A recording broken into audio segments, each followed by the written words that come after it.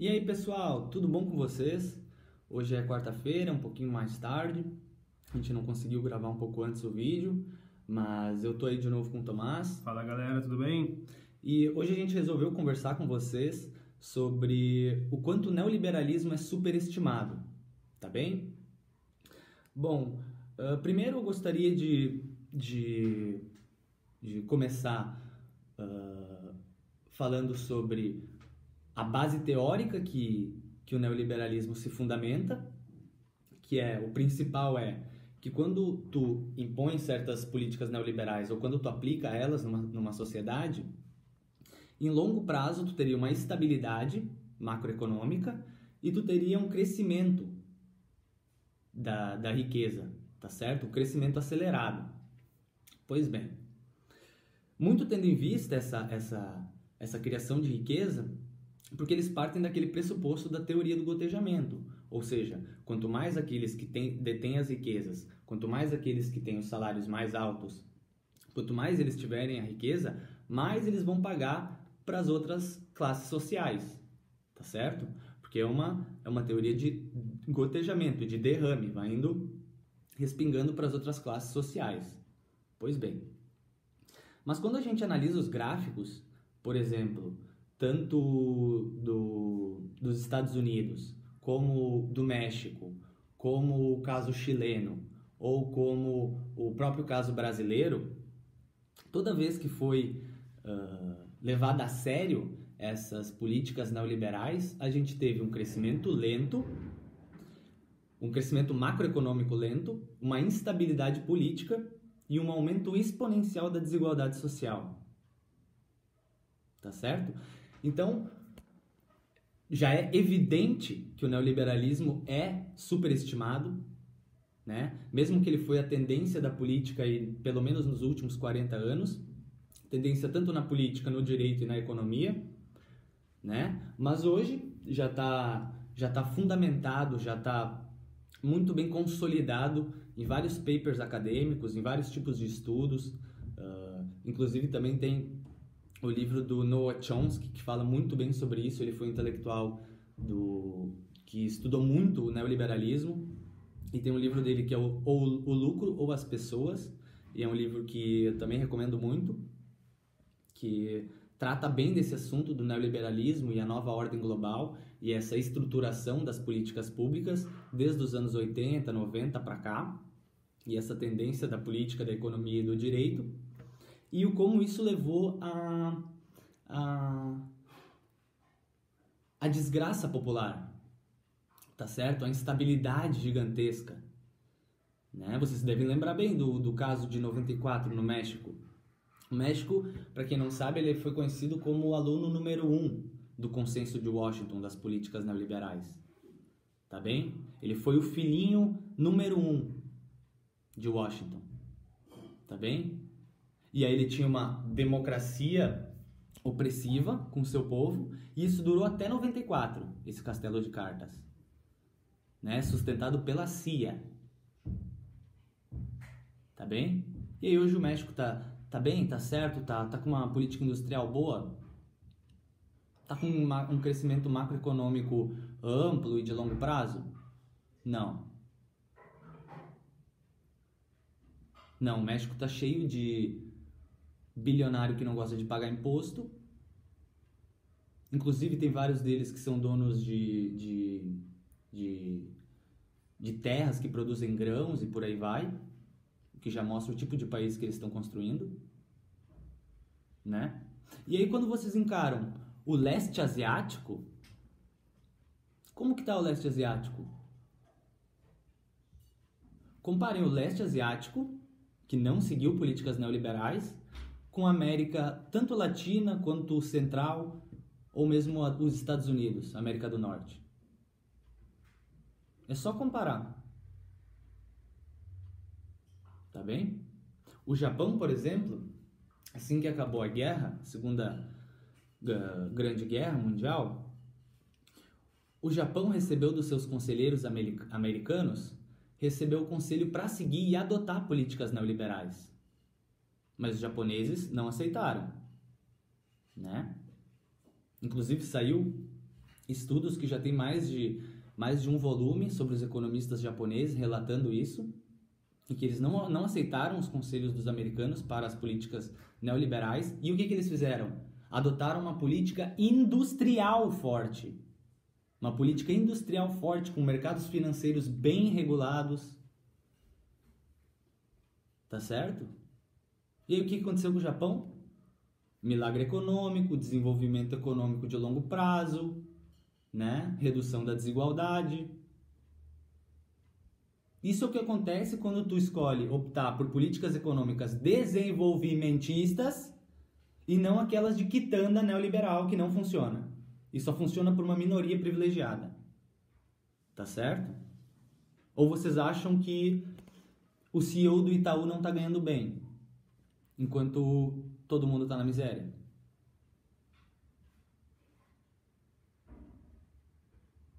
É só vocês pegar, por exemplo, o Consenso de Washington, que se tornou bem famoso e ele é bem direto lá nas condições das políticas públicas que têm que ser seguidas, de liberalização de mercado, reforma tributária para o mercado, câmbio para o mercado, privatizações, desregulamentação em setores estratégicos. Pega tudo isso, vê onde foi posto nos países e vê os benefícios gerados. Um dos únicos benefícios que eu consigo apontar seria, no máximo, um controle inflacionário. No máximo.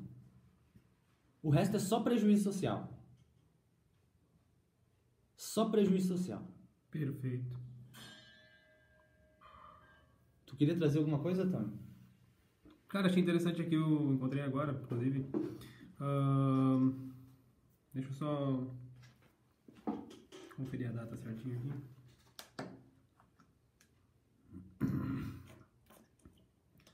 Bom, eu já confiro a data, vou dar a notícia primeiro. Uhum.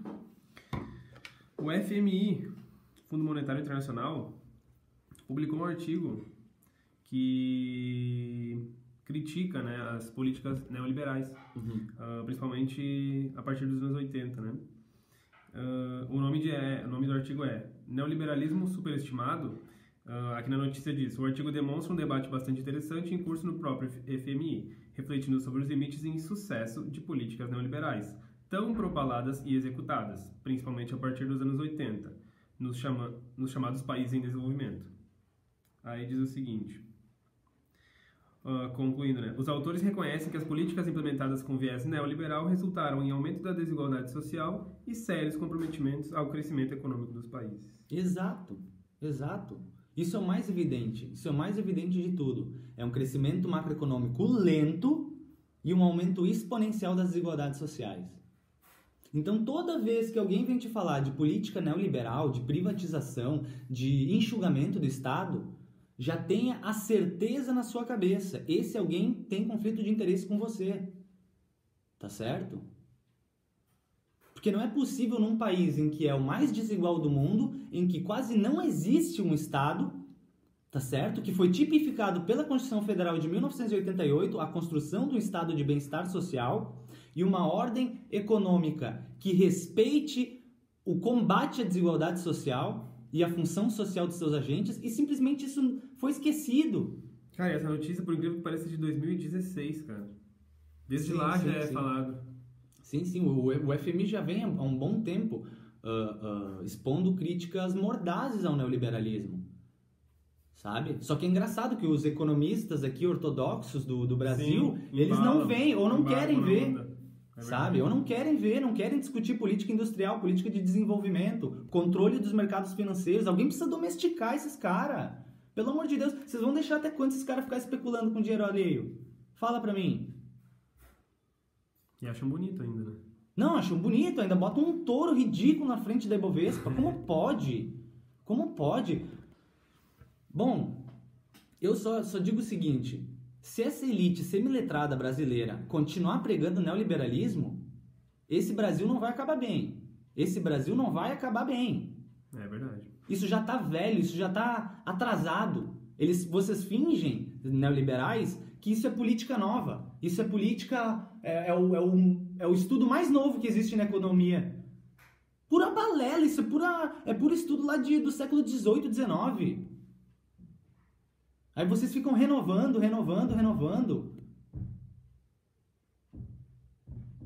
Não tem nada na história econômica que comprove o benefício de políticas liberais nas economias complexas do século XXI, de hoje em dia. Políticas liberais, concordo que daria certo ali século XVII, XVIII, né? Quando a economia era muito mais subdesenvolvida. Era outra situação. Aí tudo bem o neoliberalismo encarar a vila de Asterix que eles encaram. Né? Porque eles veem o mundo como uma vila de Asterix. É literalmente pequenos comerciantes, pequenas pessoas, o pequeno banqueiro, eles ficam ali fazendo o seu comércio. E geram pequenas competições entre si, né? No próprio vilarejo, digamos assim, né? Exato, uma concorrência daí eles têm. Isso. Sabe? Hoje em dia o mundo é assim, é essa vila de Asterix, por acaso? Pergunto pra vocês.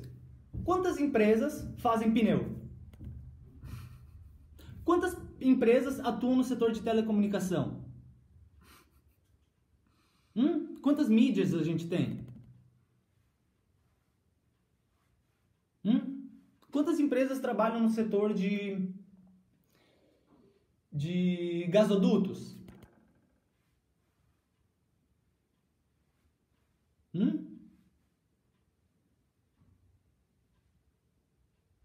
Não adianta essa ideia de concorrência, como se o mercado fosse uma feirinha, tá certo? Uma feirinha onde cada um bota ali a sua bancada e sai vendendo o seu produto. Isso é ridículo, é ilusório. Não tem contexto algum com a realidade do século XXI. Para mim só faz sentido que quem defende política neoliberal é quem quer que a minoria privilegiada brasileira continue explorando o povo brasileiro. Simples assim. Perfeito. Simples assim. Quando que essa elite teve um pensamento de Estado desenvolvimentista? Fala para mim quando que foi. No máximo Getúlio Vargas, Juscelino Kubitschek e talvez um pouco do Geisel. Só isso foi política desenvolvimentista e industrial, que talvez alguns períodos que a elite encarou que a gente deve fazer isso. Depois foi só engano e erro. Tá certo? Eu separei aqui também um parágrafo que eu gostaria de falar para você sobre a economia do Japão, que eu falei antes, sobre eles terem rejeitado os conselhos que os americanos queriam dar para eles nas suas políticas econômicas. Tá aqui, ó. No estudo que eles fizeram, que tem vários volumes, como eu já falei para vocês, eles assinalam que o Japão rejeitou as doutrinas neoliberais de seus conselheiros norte-americanos, adotando em seu lugar uma política industrial forte que atribuía um papel preponderante ao Estado. Os mecanismos de mercado foram gradualmente introduzidos pela burocracia estatal e pelos conglomerados industrial-financeiros, à medida que cresciam as perspectivas de sucesso comercial. Compara esses conglomerados industriais financeiros que surgiram lá no leste da Ásia com essas empresas de botequim multinacional que tem no Brasil. Compara. Outra pergunta para vocês. Qual que é a indústria automotiva do Brasil? Quem que é? Sabe citar uma que é nacional ou só tem multinacional? Alguém lembra da Gurgel? Lembra da Gurgel que desmontaram a Gurgel? Né? Não tinha subsídio? Ninguém apoiou? Enquanto isso, quem criou a Hyundai? E a Toyota?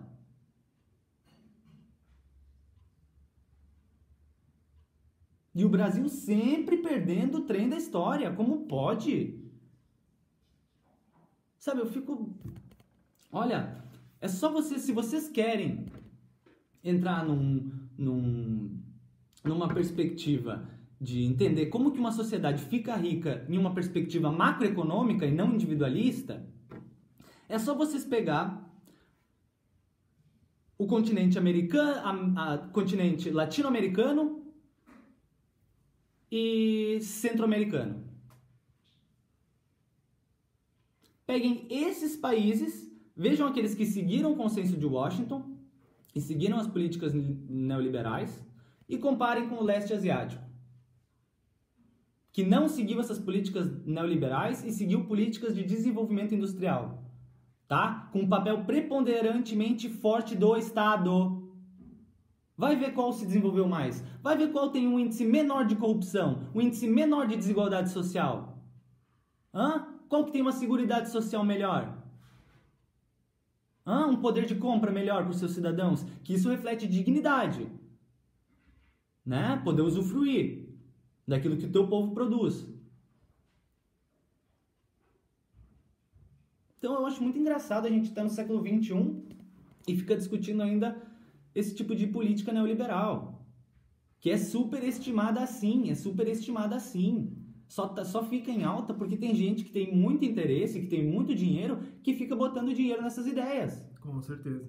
Não é ou não é? É verdade. É só assim, fica botando ficha nessas ideias. Porque ganha com elas. Porque ganha com elas. Isso traz benefício para o seu... Claro, para si. Para si, né? Então ele trata como um investimento. Claro. Para a empresa dele, né? Perfeito. Olha o problema clássico que a gente tem aqui na América Latina. Rico não quer pagar imposto e cisma com isso. Vai ver se é assim na Europa, vai ver se é assim no leste asiático. Já paga pouco, né? Aqui. Não, aqui nem paga, o rico não paga.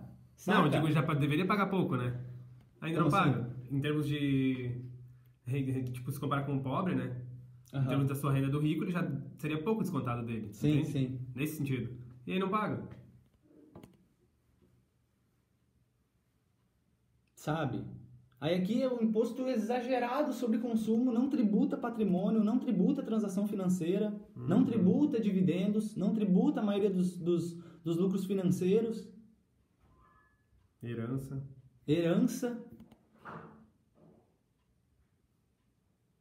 Sabe, isso é clássico da elite brasileira. Clássico. Isso volta naquele debate da Revolução Francesa, né, que nós estávamos falando. Porque é engraçado. Na época, por exemplo, da Revolução, quando os caras viram que tava dando merda pros caras da elite e que o povo tava realmente revoltado, o que eles tentaram fazer? Eles tentaram aumentar os impostos sobre o povo. Eles não entenderam que eles queriam pagar. Sim, claro, entenderam? Claro, entendeu? Claro. Eles não entenderam que eles tinham que pagar mais e aumentaram pro terceiro estado. Claro. Sabe? Parece que é isso, cara, porque o imposto sobre consumo é exagerado, é ridículo, é um absurdo. E é imposto sobre patrimônio, né? Que tem alguns no Brasil que dá vontade de... Não vou nem falar o que dá vontade de fazer. Tá certo? Mas, enfim, quantos minutos já deu aí, então? 18, 30. Bom, acho que... O que mais a gente vai falar sobre o neoliberalismo? Queria trazer mais alguma coisa? Porque já tá quase 20 minutos aí, né? Sim. Cara, acho que tá bom.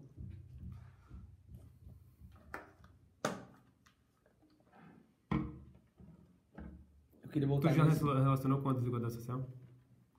Acho que sim, um pouco, né? Eu queria falar Tudo isso contribui, claro. De como eles encaram que neoliberalismo é uma inovação, sabe? Tipo, é a economia que cria riqueza, que vai deixar as pessoas ricas, sabe? E eles encaram o desenvolvimentismo como uma coisa ultrapassada, sabe? Algo que remete à União Soviética, sabe? Sim, ao total. centralismo e tal. Entende? Eles remetem daí a uma coisa tipo, é antigo, é ultrapassado, já deu errado. Entende? Sim. Quando na verdade daí eles estão sendo, tipo, super seletos. Eles estão pegando, tipo, daí casos que tu não pode focar só nesses casos do desenvolvimentismo. Claro. Tipo, e todos os casos de sucesso do desenvolvimentismo, tá ligado? Sim. Tu foca em alguns bizarros, sabe? Pra falar, tipo, não, isso aqui já foi. Sim, e aí Estados Unidos vira base pra tudo, né? Não faz sentido. Que também já tem uma política de desenvolvimentista muito mais forte que nós. Com certeza. Mas eu digo com as práticas neoliberais, né? Muito mais fortes também.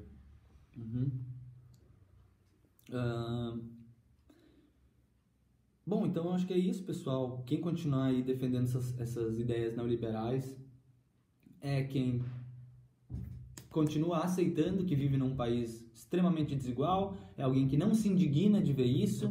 Até porque o rico é imoral, mas tu entende, né? Porque ele vai ter o lucro. Sim. Mas o pobre, tu não entende defender esse tipo de coisa. Ah, tu tá falando quando ele adere a essas ideias neoliberais? Claro. Tu tá falando de quem tá defendendo a ideia. O rico tá defendendo o seu interesse, isso, né? Isso aí, perfeito. Sim, então, tipo, tu entende? É imoral, mas tu entende, né? Sim. Agora, o pobre, o classe média, não dá pra entender. Sim, não dá pra entender. Tipo, comprar uma narrativa de alguém porque recebeu no Zap, porque recebeu em algum lugar e começar a disseminar. Se não tem um pai herdeiro ou um pai empresário, eu não entendo defender não ideia. Tem por que defender. Que defende ideia neoliberal. Né? Porque se tu tiver um pouco de empatia, se tu tiver um pouco de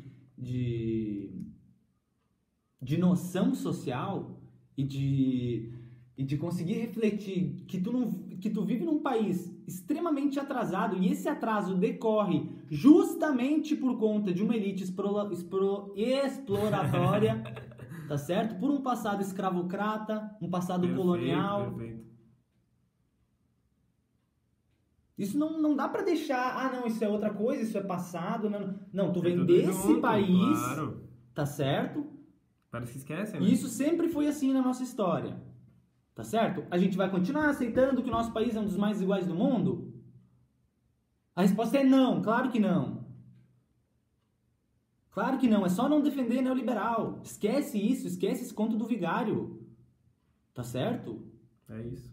A não ser que tu não te importe realmente, não te importa com desigualdade, não te importa com o povo brasileiro, não quer ver um desenvolvimento macroeconômico expansivo, aí beleza, cara, aí beleza, no mato. Sabe? Não, aí beleza, cara, beleza. Isso não vai durar muito tempo, tá certo? Mas beleza, continua, defende isso. Se sinta assim, mas teu país vai ser um atraso pra sempre, tá certo? Teu filho vai nascer, vai reclamar do país que vive, tá certo? Ou vai ser morto num assalto, ou, enfim, vai saber o que pode acontecer com ele, porque o Brasil é maluco. Tá certo? Então, acho que seria isso por hoje, né? Já bati bastante aí nesses neoliberal fedidos. Espero que vocês possam gostar aí. Quem puder deixar um like, ajudar nós aí com a perspectiva do canal, que é lutar aí contra esses direitistas nojentos. É isso. Vamos lá, pessoal. A luta tá começando e nós estamos embarcando. É isso tá aí. Certo? Obrigado quem tá acompanhando os vídeos. Valeu mesmo. Abraço, galera. Vamos que vamos.